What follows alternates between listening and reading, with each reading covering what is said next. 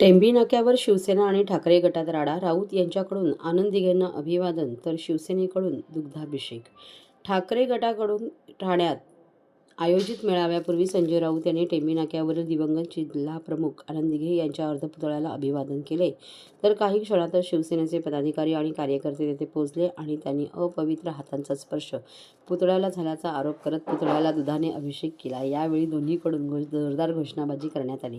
पोलिसांनी वेळीच हस्तक्षेप केल्याने पुढील अनर्थ टळला. ठाकरे गटाच्या वतीने ठाण्यातील NKT महाविद्यालयात रविवारी मेळाव्याचे आयोजन करण्यात आले होते. यावेळी पक्षाचे नेते संजय राऊत, विनायक राऊत, चंद्रकांत खैरे, माजी खासदार राजन विचारे आदी नेते उपस्थित होते. मेळावा सुरू होण्यापूर्वी संजय राऊत हे टेंभी नाका परिसरातील शिवसेनेचे दिवंगत जिल्हाप्रमुख आनंद दिघे यांना अभिवादन करण्यासाठी गेले. त्यावेळी संजय राऊत यांनी आनंद दिघे यांना अभिवादन करून त्यांच्या पुतळ्याला पुष्पहार अर्पण केला. त्यानंतर हे सर्व नेते तिथून निघून गेले. मात्र याची माहिती शिवसेनेच्या पदाधिकाऱ्यांना मिळताच शहर प्रमुख हेमंत पवार, माजी नगरसेवक सुधीर कोकाटे, महिला आघाडी प्रमुख मीनाक्षी शिंदे आदी पदाधिकारी आणि कार्यकर्ते त्या ठिकाणी आले. संजय राऊत यांनी अर्पण केलेला हार काढून त्या ठिकाणी आनंद दिघे यांच्या पुतळ्याला दुधाने अभिषेक करण्यात आला. संजय राऊत यांचा आनंद दिघे यांच्या पुतळ्याला स्पर्श झाल्याचा आरोप करत दुधाचा अभिषेक करण्यात आला. टेंभी नाक्यावर तोपर्यंत दोन्ही पक्षांचे कार्यकर्ते आमनेसामने आले होते. दोन्ही पक्षांच्या कार्यकर्त्यांकडून यावेळी जोरदार घोषणाबाजी करण्यात आली. पोलिसांनी वेळीच हस्तक्षेप करत दोन्ही पक्षांच्या कार्यकर्त्यांना एकत्र येऊ न दिल्याने पुढील अनर्थ टळला.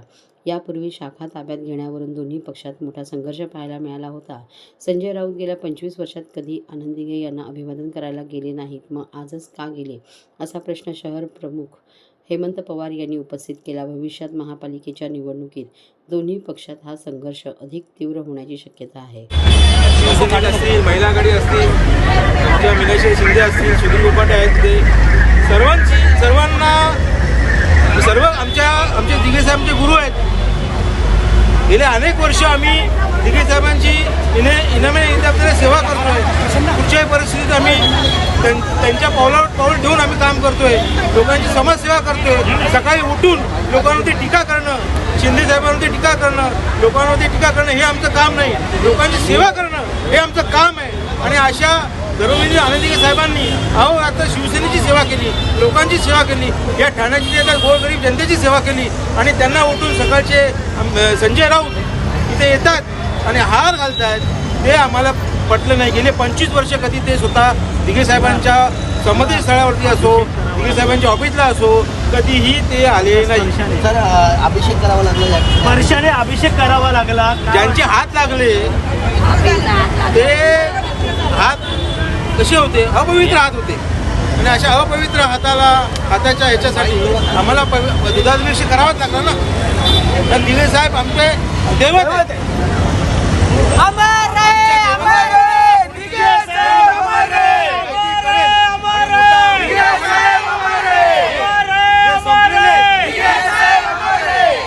शिंदे साहेबांनी त्यांचं अस्तित्व संपवलेलं आहे. आणि अशा माणसांकडून दररोज शिंदे साहेबांवरती टीका होते, आमच्या पक्षावरती टीका होते, आमच्या नेत्यांवरती टीका होते. आणि अशा माणसांनी आमच्या दिघे साहेबांचे कसं हे आलंय. निवडणुकीकरता आम्ही आमचा दुधाभिषेक सर्व महिला आघाडी आहेत, जेंट्स कार्यकर्ते आहेत, शिवसैनिक आहेत, पदाधिकारी आहेत, केलं आम्ही. निवडणुका आल्या आहेत. आम्ही निवडणुका डोळ्यासमोर ठेवून काम करतच नाही. आता राजन विचारेंना त्यांची जागा आम्ही दाखवलीच आहे. त्यांनी दिघे साहेबांना विसरले म्हणून त्यांना जनता विसरली. म्हणून धनुष्यबाणाला आमचे नरेश मस्के निवडून आले, संजय वेगर निवडून आले, दोनदा पडले ते. आणि ते आता त्यांना आता उपरती काळ आले. ज्यावेळेला टेंभी नाक्यावरती दहीहंडी उत्सव असेल, नवरात्र उत्सव असेल, यांचा प्रॉब्लेम चालू होता, तेव्हा राजन विचारे उभे राहिले नाहीत, त्यावेळेला शिंदे साहेब उभे राहिले. ज्या आनंद आश्रमाबद्दल राजन विचारे टीका करतात, कधी त्यांनी खिशातून काढलेत का? बाबा हे राहून द्या आम्हाला, कुणाला दिघे साहेबांच्या यायला कधी खिशाला त्यांचा आहे का? काय खिसा आहे त्यांच्या शर्टाला? महाराष्ट्रातील भगिनींना आधार देणारी राज्य शासनाची मुख्यमंत्री माझी लाडकी बहीण योजना. या योजनेअंतर्गत अल्प उत्पन्न गटातील 21 ते 65 वयोगटाच्या भगिनींना मिळणार दरमहा 1500 रुपयांची मदत. अर्ज करण्यासाठी 31 ऑगस्ट 2024 पर्यंत मुदतवाढ. कुटुंबाचं वार्षिक उत्पन्न 2.5 लाख रुपयांपेक्षा कमी असलेल्या महिला पात्र. कुटुंबाकडे पिवळं किंवा केशरी रेशन कार्ड असल्यास उत्पन्नाचा दाखला आवश्यक नाही. पांढरं रेशन कार्ड असेल किंवा रेशन कार्ड नसेल तर कुटुंबाचं वार्षिक उत्पन्न 2.5 लाखांपेक्षा कमी असल्याचा दाखला आवश्यक. योजनेसाठीचा ऑनलाईन अर्ज नारी शक्ती दूत ॲप वरून किंवा पोर्टलवर भरता येईल. ज्या भगिनींना ऑनलाईन अर्ज भरता येत नसेल त्यांच्यासाठी अंगणवाडी, ग्रामपंचायत, वॉर्ड ऑफिस, सेतू सुविधा केंद्रामध्ये किंवा आशाताई बचत गटाच्या CRP यांची मदत उपलब्ध. आता आपल्याला अभिमानानं म्हणता येईल, सुखी आणि सुरक्षित आहे माझी लाडकी बहीण.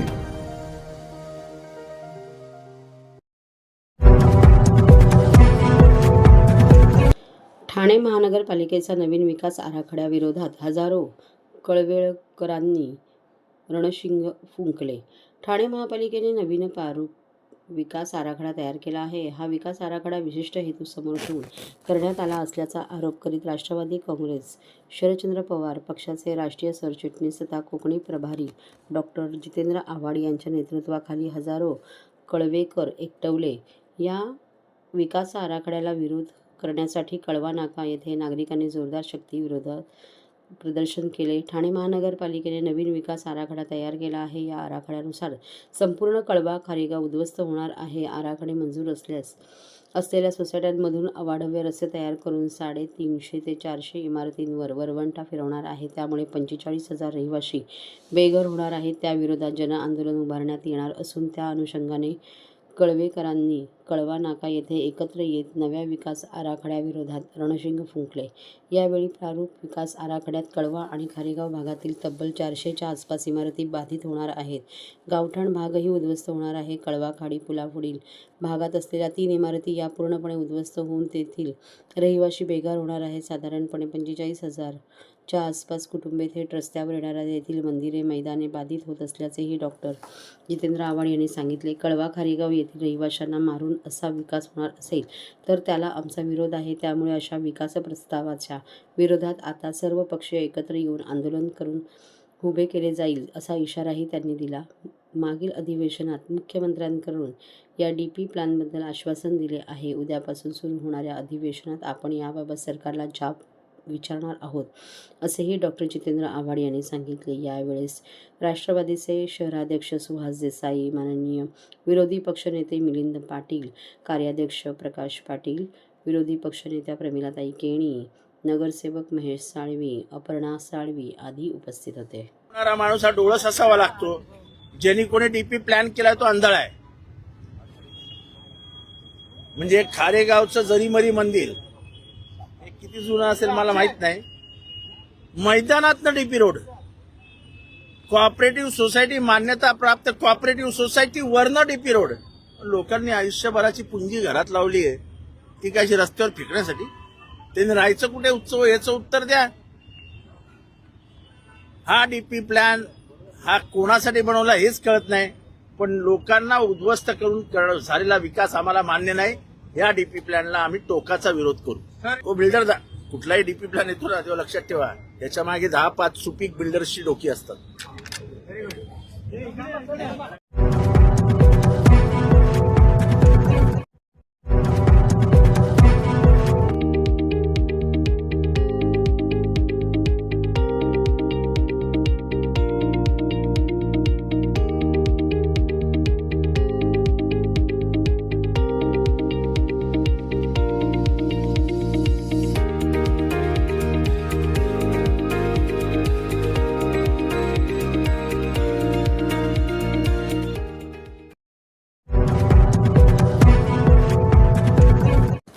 मोकळ्या वातावरणातील सायकल चालवणे ही एक प्रकारची ध्यानधारणा, मानसोपचार तज्ज्ञ डॉक्टर शैलेश उमाटे यांचे प्रतिपादन.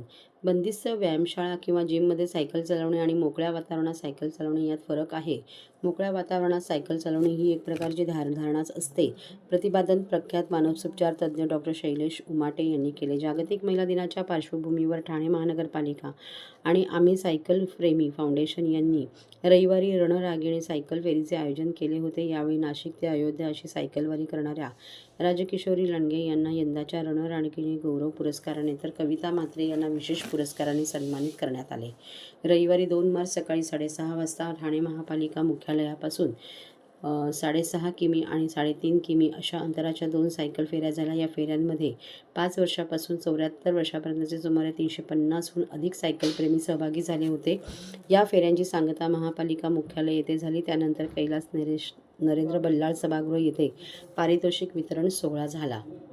या सोहळ्यात डॉक्टर शैलेश उमाटे यांनी सायकलिंग व मानसोपचार याबद्दल माहिती दिली. भारतात सुमारे 8% लोकांना मानसिक त्रास जाणवत आहे, परंतु हे सगळे रुग्ण उपचारासाठी येतातच असे नाही. व्यायाम म्हणून सायकल चालवल्याने मानसिक आरोग्यावर सकारात्मक परिणाम होतो. शरीरातील सर्व स्नायूंचा व्यायाम होतो.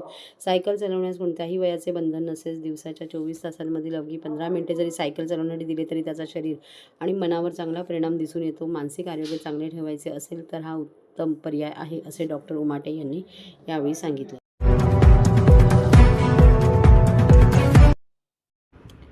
ठाण्यात माजी नगरसेविका रागिणी बैरी-शेट्टी यांचा भाजपामध्ये प्रवेश, उबाटाला धक्का. जिल्हाध्यक्ष संजय वाघुले यांच्या पुढाकाराने प्रवेश. शिवसेना उद्धव बाळासाहेब ठाकरे गटाच्या माजी नगरसेविका रागिणी बैरी-शेट्टी यांनी कार्यकर्त्यांसह भाजपामध्ये प्रवेश केला आहे. भाजपाचे जिल्हाध्यक्ष संजय वाघुले यांच्या पुढाकाराने आमदार संजय केळकर, आमदार निरंजन डावखरे यांच्या उपस्थितीत आज प्रवेश सोहळा पार पडला. शिवसेना उभाटा गटाकडून संघटनात्मक मजबूतीसाठी रविवारी सायंकाळी आयोजित केले असतानाच भाजपाने दुपारीच उभाटा गटाला धक्का दिला. ठाणे महापालिकेच्या प्रभाग क्रमांक 5 मधील शिवसेनेच्या नगरसेविका म्हणून रागिणी बैरी-शेट्टी निवडून आल्या होत्या. शिवसेनेतील फुटीनंतर त्यांनी उभाटा गटाबरोबर राहणे पसंत केले होते, तर त्यांचे पती भास्कर बैरी-शेट्टी हे ओवळा माजिवडा विधानसभा मतदारसंघाचे उपशहर प्रमुख म्हणून कार्यरत होते. बैरी-शेट्टी यांच्यासह युवा सेनेचे ओवळा माजिवडा सरचिटणीस सागर बैरी-शेट्टी यांच्यासह असंख्य कार्यकर्त्यांनी भाजपामध्ये प्रवेश केला. भाजपचे जिल्हाध्यक्ष संजय वाघुले यांनी बैरी-शेट्टी यांच्या भाजप प्रवेशासाठी पुढाकार घेतला होता. यापूर्वी 2012 मध्ये रागिणी बैरी-शेट्टी यांनी भाजपाच्या उमेदवारीवर महापालिका निवडणूक लढवली होती, मात्र त्यांना कमी मताधिक्याने पराभव पत्करावा लागला होता. वर्तकनगर, शिवाईनगर, वसंत विहार परिसरात नगरसेवक पदाबरोबरच सामाजिक संस्थेच्या माध्यमातून बैरी-शेट्टी दाम्पत्याने विविध उपक्रम राबवले आहेत. भाजपाचे जिल्हाध्यक्ष संजय वाघुले, आमदार संजय केळकर व आमदार निरंजन डावखरे यांनी सर्वांचे स्वागत केले, तसेच त्यांना शुभेच्छा दिल्या. यावेळी पक्षाने दिलेली जबाबदारी प्रामाणिकपणे पाळून भाजपाच्या संघटनात्मक मजबूतीसाठी कार्य करणार असल्याचे भास्कर बैरी-शेट्टी यांनी आपल्या मनोगतात व्यक्त केले. यावेळी भाजपाचे प्रदेश कार्यकारिणी सदस्य सीताराम राणे, माजी उपमहापौर मुकेश मोकाशी, भाजपाच्या कामगार प्रकोष्ठचे जिल्हाध्यक्ष राकेश चौगुले, वर्तकनगर मंडल अध्यक्ष संतोष जयस्वाल हे सगळे व्यासपीठावर उपस्थित होते.